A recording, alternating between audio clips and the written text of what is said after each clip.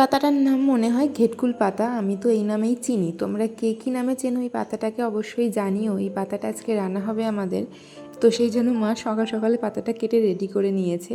একদম বেশি করে তেল দিয়ে পেঁয়াজ রসুন দিয়ে শুকনো লঙ্কা দিয়ে ভাজতে হয়। তারপর মনে পড়লো যে একটু বাদাম রয়েছে ফ্রিজে, সেটা দিয়ে দিলাম ওপর থেকে। এখন ভালো করে ভাজতে হবে, তারপর এটাকে তো সুন্দর করে বাড়তে হবে। তো হ্যালো বন্ধুরা, good morning and welcome back to my channel. আশা করি তোমরা সবাই খুব ভালো আছো, আমিও ভালোই আছি। তো চলো তোমাদের সবাইকে সাথে নিয়ে আবারও একটি নতুন ভিডিও শুরু করা যাক। আগের দিনের ছিল এই যে লুচি আর এই যে ঘুগনি। লুচিটা সকালে করা হয়েছিল কারণ একটুখানি ময়দা বেঁচে গেছিলো, আর এই যে লুচিটার সাথে ঘুগনিটা আগের দিনের ঘুগনিটা আবারও একটু জল দিয়ে মা ফুটিয়েছে, কারণ ঘুগনিটা একটু নুন বেশি হয়ে গেছিলো। তো সেটা দিয়ে আজকে সকালে জলখাবার খেলাম। সকালে উঠেই দেখছি রোদ ঝলমলে আকাশ। অন্য সময় যখন উঠি কি সুন্দর বৃষ্টি পড়ে, একদম দারুণ ওয়েদার থাকে, ঠান্ডা ঠান্ডা। তবে রোদ উঠলে ওই একদম সেই ব্যবসা গরমটা থাকে। তবে ভালোই হলো, অনেক দিন পরে আবার জামা কাপড় শুকানো যাবে রোদ্রে।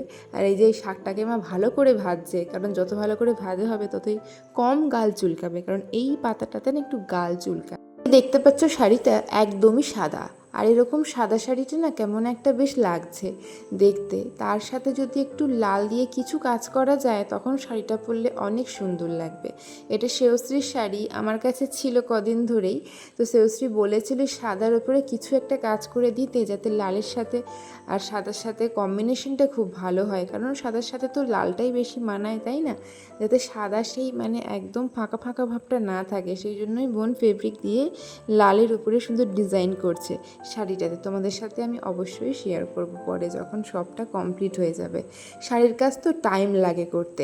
পরের দিন তো শনিবার, সেই জন্য শুক্রবার দিন এখন ঘরটা ঝাঁট দিয়ে নিই আমি আগে থেকে। এটা তো সবসময় করি, কারণ মা সকালবেলাতে একদম ঘর মোছে, তখন ঘরটা ঝাঁট দেওয়াটা একটা এক্সট্রা কাজ হয়ে যায়, সেই জন্য আমি আগে থেকে ঘরটা ঝাঁট দিয়ে নিই। আর এই যে ঘেটকুল পাতাটা এখন বেটে নিলাম, আর এত সুন্দর গন্ধ বেরোচ্ছিল, জানি না খাওয়ার সময় কীরকম লাগবে। আর আজকের একটা ঘটনা ঘটেছে, যখন সব তরকারি টরকারি বাড়ছিলাম মার জন্য, মাকে খেতে দেবো বলে, তখন দেখি ভাতটাই বসাইনি আমি, একদম ভুলে গেছিলাম। কারণ একটা জায়গায় যাওয়ার আছে আজকে, সেই আলোচনা করতে করতে এই ঘটনাটাই ঘটেছে। ভাত বসালাম একদম লাস্টে, তারপরে মাকে খেতে দিয়েছিলাম, মাকে কিছুক্ষণ বসিয়ে রেখে।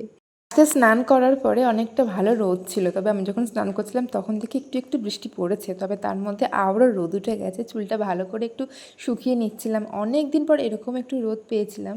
কারণ এই যে কদিন ধরে যে সাথে সাথে ওয়েদারে চুল এমনভাবে একটা ড্যামেজ হচ্ছে, চুল ওঠার সমস্যাও হচ্ছিল, চুল শুকাচ্ছিল না। তাই কোথাও যাওয়ার থাকলে হয়েছে আমার মাথায় শুধু ঘুরতে থাকে কখন কি করব, কখন কি রেডি হব। সেই কারণে না আজকে আমি দুপুরে ঠিক করে ঘুমাইও নি, যাওয়ার প্রোগ্রামটা দেরিতে ছিল তাও ঘুম হয়নি, তাই খাবার ভিডিওটাও শ্যুট করতে পারিনি। খেয়েছিলাম ঘেটকুল পাতা দিয়ে ভাত আর মাছের ঝোল। কোথাও যাওয়ার সময় কীভাবে চুল বাঁধবো এই করতে করতে একদম যাওয়ার টাইম যখন হাতের সামনে একদম যখন বেরোতেই হবে, তখন আর কি আমি চুলটা ছেড়ে চলে যাই। এরকমটা সবসময় হয়, ওই যে চুল কীভাবে বাঁধবো, কী করবো না করবো, ওই ভাবতে ভাবতে যখন আমার হাতে টাইম থাকে না যে আমি কীভাবে ঠিক চুলটা বাঁধবো, সেই জন্য চুল ছেড়ে চলে গেছিলাম। আর বোন এইদিকে রেডি, আর এই আজকের বেরিয়ে দেখি বৃষ্টি। এদিকে আমরা এসেছিলাম বারাইপুরে, সকাল থেকে তো আমাদের ওদিকে সোনারপুরে রোদ, এদিকে দেখলাম বেশ ভালো বৃষ্টি। এই তখন বাজছিল ওই 5:30 মতন। এসেছিলাম বারুইপুরের রথের মেলায়। আমি কোনো দিনই এখনও পর্যন্ত একবারও কোথাও রথের মেলায় যাইনি, তাই ভাবলাম বারুইপুরে কেমন রথের মেলা হয় সেটা একবার দেখে আসা যাক। এসে দেখছি একদম চিপচিপে ওয়েদার, সবার হাতে হাতে একটা ছাতা, বেশ ভালো বৃষ্টি পড়ছে। ঢোকার মুখেই দেখলাম নার্সারি, ফুল গাছের দেখো কত সুন্দর সুন্দর সব ফুলগুলো।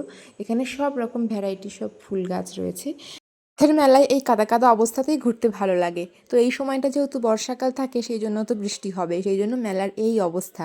মানে একদম পুরো মেলাটাই কাদা। আমরা যতক্ষণ ঘুরলাম কোথাও একটু শুকনো পাইনি। তবে এখানে সব দোকান না টুকটাক খোলা ছিল সেদিন, তাই এই দোকানটা দেখেই প্রথমে আমি এখান দিয়ে কিছু নিলাম। আর এমনিতেও এখানে 10 টাকার জিনিস পাওয়া যাচ্ছে বলে ওগুলো নিয়েছিলাম। প্রথমবার রথের মেলায় এলাম, আর এক্সপিরিয়েন্স হলো ঠিক এইরকম, সব দোকানপাট বন্ধ, লাইটিং তো দেখতেই পাচ্ছি না, রাইডসগুলো ওভাবেই থেমে আছে, এখন কেউ চড়ছে না। একটা নতুন জিনিস দেখলাম যে কালারফুল এভাবে জল ফুটছে, এটা দেখতে বেশ ভালো লাগলো। তবে এই যে এই জিনিসটা জানি, যেটাকে রাবড়ি মালাই বলা হয়। রথের মেলা কিন্তু সোনারপুরেও একটা হচ্ছে, তবে সোনারপুরে যেহেতু সবসময় মেলা দেখি, সেই জন্যই আর কি এবারে চেঞ্জ করলাম, সেই জন্য বারুইপুরে আসা। তবে এখানে এসে দেখছি আলাদা সেরকম নতুনত্ব কিছুই নেই। যেরকমটা সোনারপুরের মেলা, এখানেও সেরকমটা। বিশেষ করে ফুল দোকানটা আমার খুব ভালো লেগেছিল, খুব ইউনিক ইউনিক সব ফুলগুলো।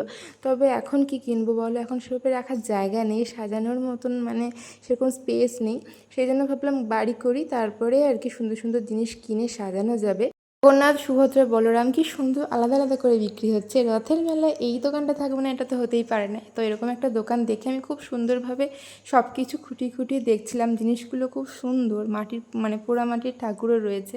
আর তারপরে স্পেশাল যে জায়গাটা আমি সে শুনলাম রথের মেলায় নাকি সবথেকে স্পেশাল হলো রথের মেলার জিলিপি আর হচ্ছে এই ফুল গাছ। এখান থেকে সবাই কিনছে। এখানে সব কলমের গাছ, একটা কাকিমা পাতিলেবু গাছ কিনলো আমার সামনে। তাছাড়া ওখানে সব রকমের গাছ দেখলাম, ফুল গাছ, ফল গাছ, তারপরে নানা রকমের পাতাবাহার গাছ। আর তারপরে আমরা খেয়েছিলাম দই ফুচকা। অনেকক্ষণ ঘোরাঘুরি করেছি প্রকৃতির আলোতে, মানে তখন কোনো লাইট জ্বলেনি। তো তারপরে ঠিক সন্ধ্যে 7টার দিকে আর কি একদম জমজমাট মেলা, ভালোই লাগছিল। তারপরে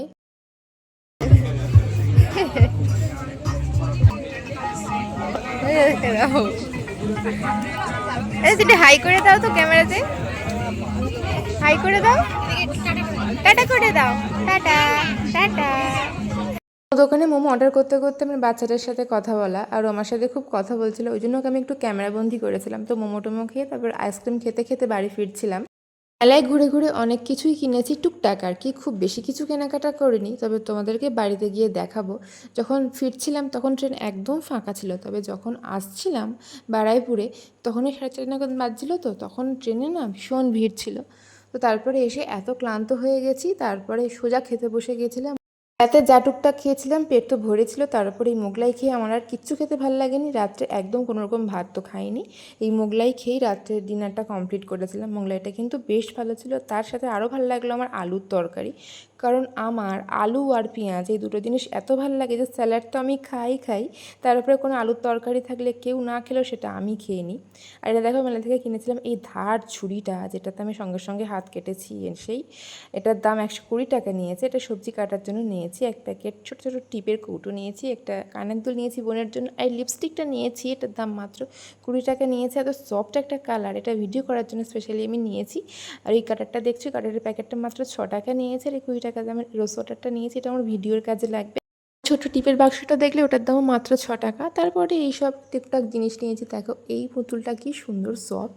আর এই যে বাটিগুলো নিয়েছি আমি 10 টাকা করে, কি সুন্দর কালার না চারটে, তবে এই কালার ছাড়া কোনো কালার ছিল না, তাই আমি নিয়েছি। বাটিগুলো অনেক দরকার হয়। আর এই যে দেখো এই হেয়ার ব্যান্ডটা নিয়েছি, আমার খুব কাজে লাগবে। আর কালারটা আমার খুব পছন্দ হয়েছে। আমি মেকআপ ভিডিও শ্যুট করব তখন আর কি এটা আমার দরকার হয় বিশেষ করে। আর এই দেখো এই জিনিসটা, এটা না খুব ভালো লাগে, বাবলস যেটা বলে এগুলোকে ওড়ায়। তো এত জোরে ঘুম পেয়ে গেছিলো, চোখ ঢুকে কোথায় গেছে তোমরা দেখতে পাচ্ছ। দুপুরবেলা ঘুমায়নি, চোখ এত জ্বালা করছে। তো তাও এটাকে একবার আমি উড়িয়ে দেখছিলাম কেমন লাগছে, আর ভিডিওতে একটু তোমাদের সঙ্গে শেয়ার করলাম। তো এই ছিল আজকের ভিডিও। রথের মেলার দিনটা আমার এইভাবে কেটেছে। তোমরা এখনও কারা কারা কোথায় রথের মেলা দেখছো অবশ্যই কমেন্টে জানিও। আর আজকের ভিডিওটি তোমাদের কেমন লেগেছে জানাতে কিন্তু একদম ভুলো না।